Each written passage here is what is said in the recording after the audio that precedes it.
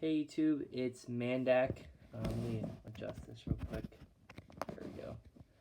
So, I'm filming on my iPad, so it's a little disorienting. I might not be looking in the right spot. Maybe that's better. I don't know. We'll see. So I'll just talk away from the camera. So thought I'd do a video. I know it's been a while. We'll see how the quality is on this. I don't think it's gonna be really good, but we'll find out. So hope you guys had a great weekend. Probably better than mine. I went to the Penn State game and got to see them lose to Michigan State, so very sad. But other than that, it was pretty good. This video is going to be about Venom. I saw it a week and a half ago. So, and just off the bat, I really enjoyed it. Thought it was a really fun movie. And I was really surprised because my bars were set very, very low for this movie. I did not expect it to be good at all. But I think it surprised me. It wasn't offensively bad. Let me just put it like that. But I'm gonna go over that today. As you can see in the thumbnail, I want to talk about something comic related to Venom that I picked up, and I will show it here. So obviously, for anyone who doesn't know, a lot of reprints for omnibuses and other collected comic editions are determined from the movies that come out. So because of that, I actually went and bought this omnibus that came out. It's Venom related, and it is the Amazing Spider-Man by Todd McFarlane and David Michelinie, or David Michelinie and Todd McFarlane omnibus. And for a while, this was out of print. It was going for upwards of $200 online, $200-300, and with the Venom movie coming out, Marvel decided to reprint this, and I am so glad they did because I've only heard really good things about this run, and I'm just really excited to read and see some oversized art from Todd McFarlane. And David Michelinie. I talked about this yesterday in a chat with my friends, but I'm a big fan of David Michelinie's runs on Iron Man. So, and just his writing in general, I think it works a lot with this era of comics. So I'm excited to see, how he tackles Spider-Man. I mean, obviously Todd McFarlane had a big say in the plotting, I think, of these books as well. So, there's obviously some influence from him as well. But I'm excited to read this. Obviously, this includes the introduction of Venom in what do you call? I guess issue, was that 296 or something? I don't know what that is. I don't know. It's like 300 something. Anyway, we'll see. This is a smaller size omnibus. It's a little bit, I think it's about 4 pages under 900 pages. So, not the biggest omnibus. It's not a Walter Simonson Thor omnibus, but nonetheless, still really cool to have. And like I said, I might be doing a review on this omnibus. We'll see. Got the nice Amazing Spider-Man spine with the famous image of Venom just beating the shit out of Spider-Man on the bottom. So we'll see how it goes. Excited to have it though. So I will put it back where I put it here originally, right next to my Amazing Spider-Man Volume 2. Still need to get Volume 1 and 3 there, but anyway. So I have my notes here for Venom on my phone, so I'm gonna go through it and talk about it on here. But overall, like I said, I was actually kind of surprised with this movie. First thing off the bat though is the plot is very simple. Just to go through it real quick, obviously spoilers for anyone who hasn't seen Venom yet. Basically, what happens is there is this shuttle that's coming in from space. It crash lands into somewhere in I think Malaysia, and it has these symbiotes on it, and it's actually run by the Life Foundation. They recover most of the symbiotes for study, but one of them escapes, and that's pretty much where the story starts. We open up to Eddie Brock, who is a reporter, kind of like for I forget what all those names of like those different like online things are for, but like people who like go online and write pieces to like rip down big corporations and stuff like that. That's kind of what Eddie is, and he interviews the Life Foundation, and he basically gets like ousted because he because he was trying to reveal that the Life Foundation's killing people by experimenting on them. And then what happens is what do you call it? Eddie Brock gets the suit, the symbiote suit from this one doctor that lets him into the research lab. He becomes Venom, and that's pretty much the movie. He pretty much goes around fighting everybody, and the symbiote that escaped at the beginning of the movie comes back, latches itself onto um, Carlton Drake, who is the leader of the Life Foundation, played by Riz Ahmed, who, for any Star Wars fans out there, know he played Bodhi Rook in Rogue One.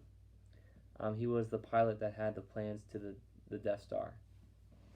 But yeah, the symbiote latches itself onto Riot, and Riot is kind of like the leader of the symbiotes. So his plan is to get onto a ship, fly back to where the symbiotes are, and I'm guessing use that ship to fly back to Earth. It's a little weird. I mean, I don't understand why they had to do that. I mean, you would think that the symbiotes would be advanced enough that they would be able to like create their own ships and fly places, but I guess not. So I guess they're just relying on getting on a ship and flying back to recruit people to come back to Earth. It was a little that part was a little stupid. I mean, but the thing is, what I love about that, I'm kind of getting off track here a little bit. Gotta go back to the characters, but the one thing I do enjoy about this movie is that there is, however small, there is some setup for the larger symbiote universe. Venom mentions some at one point in this movie to Eddie is that he is like Venom is like the loser of his whole symbiote, race, planet, whatever. And from conversations with my friends, they said that was part of a comic book, in a Venom story, I guess. I haven't read any Venom stuff. I know that there's a Venom omnibus out there. Just haven't gotten around to reading it. Don't really have much interest in reading it, I guess. But this movie has kind of sparked a little bit more interest in this character to me. But yeah, so let me go back and talk about some other things here. Tom Hardy is Eddie Brock. Anyone knows Tom Hardy? He's a famous actor. In terms of comics, he played Bane in Dark Knight Rising. So, and I think his performance was pretty good.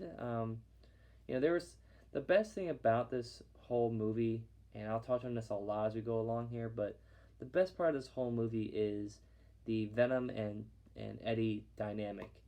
And I think they nail that perfectly in this movie. It provides some good comic relief, some good interaction, some good opportunities for Tom Hardy to really, show off his acting skills. So I thought that was a good decision to do that.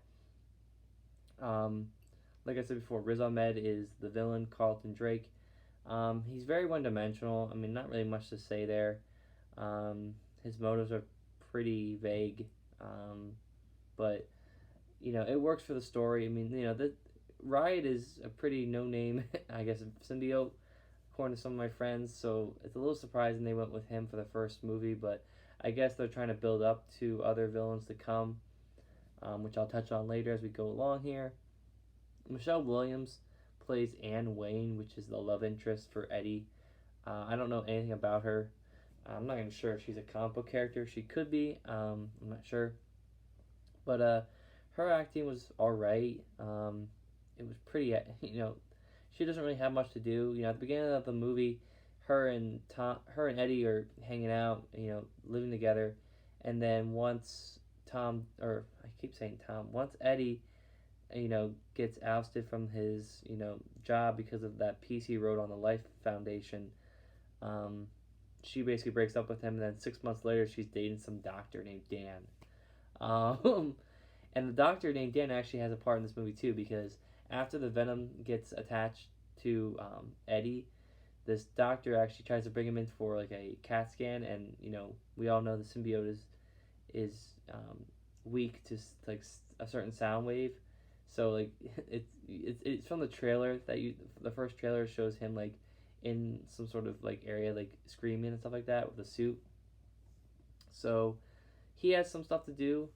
Um, but yeah, I mean overall, the cast is pretty small in this movie.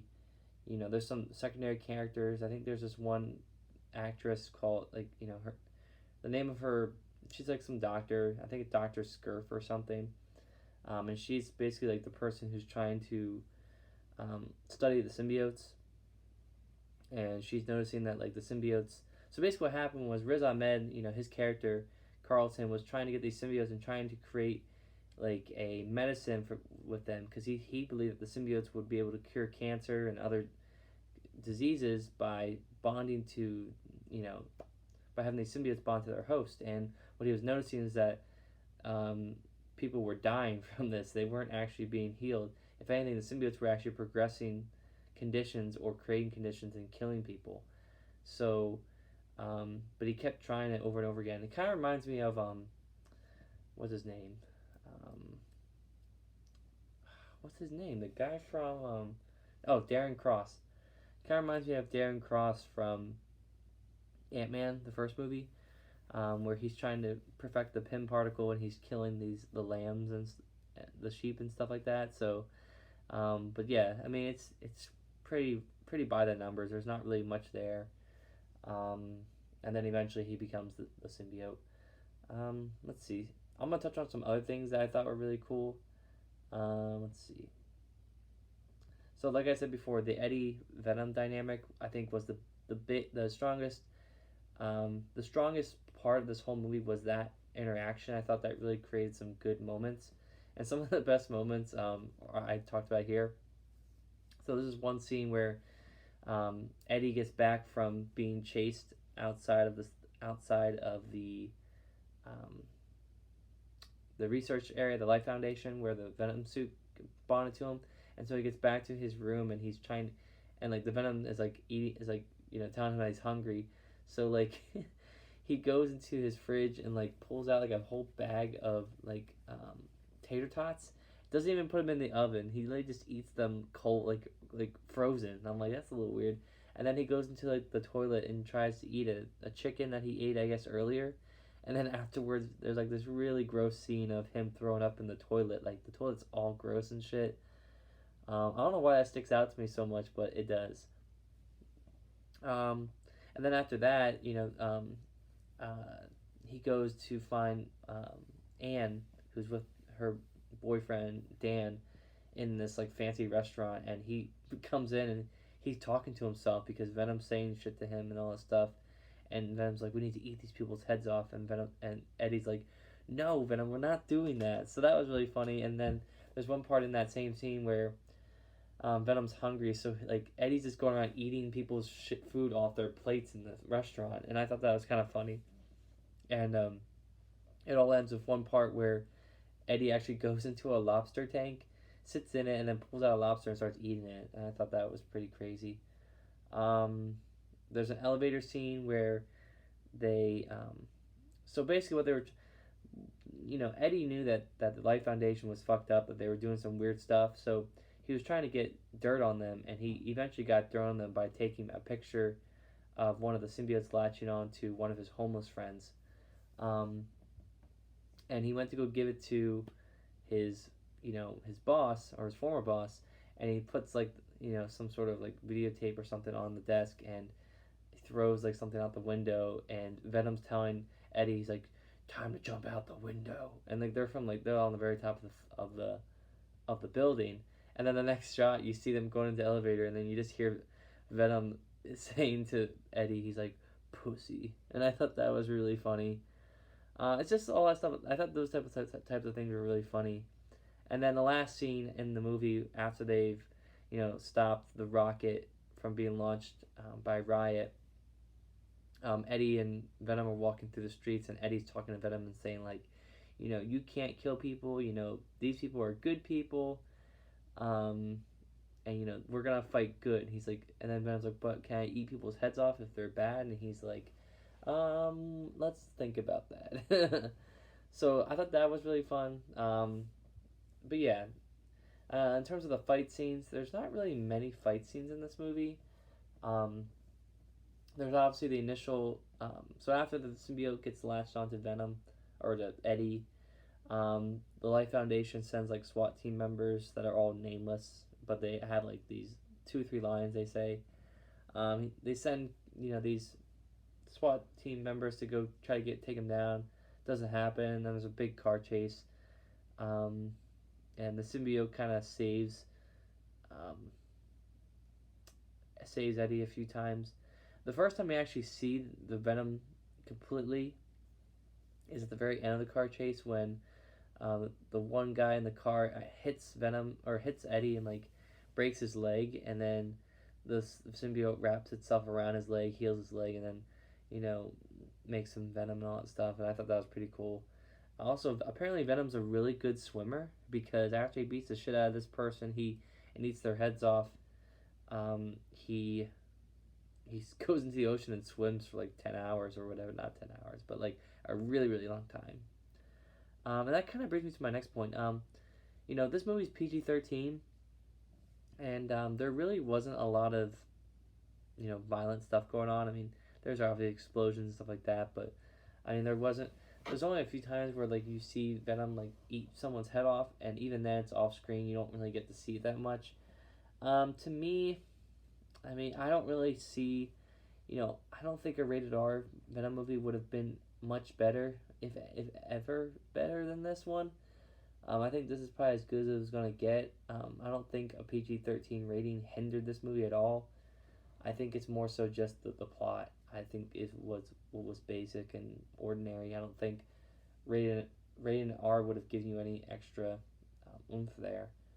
The final fight is Venom going against Riot, trying to stop the rocket launch from Life Foundation. And there's some pretty good fight scenes there. The CGI in this movie is not too bad.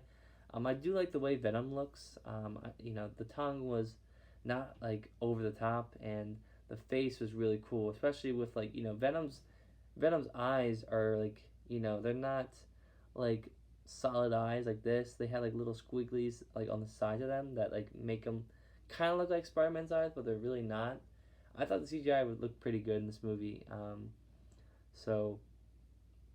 There's a fight scene at the place where Eddie used to work after he goes and drops that stuff off to his former boss to try to, call out Life Foundation, and then there's the final fight with the rocket, like I said, and the final fight ends with, the two of them merging together, the two symbiotes, and Riz Ahmed and Tom Hardy's character fusing together, and I'm pretty sure Riot dies, and then through some bullshit, Venom survives, even though he definitely got burned in an explosion as well, but I guess not.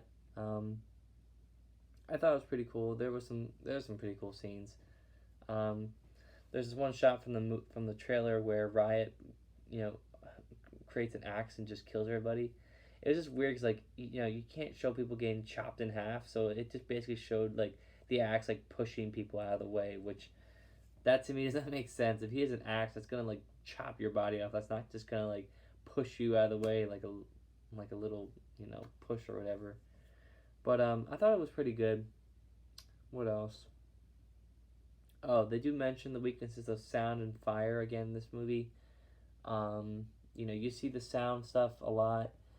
Like I said before, with the CAT scan scene, you had there's one part where they're on top of a building and a plane flew by, and that kind of screwed up with Venom.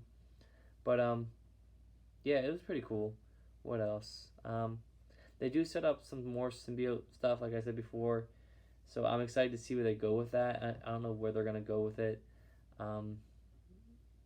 They also set up some She-Venom stuff. There was one point where Venom. What happened? I think like Eddie went to the hospital or something, and then the symbiote escaped or whatever, came back, and bonded itself to um, Anne. So then Anne kind of came and saved the day and stopped and helped Eddie. So that they showed like her wearing the Venom symbiote. So that was pretty cool. Um, and obviously, the post credit scene. I'll say it right here. The post credit scene. The first one was Carnage.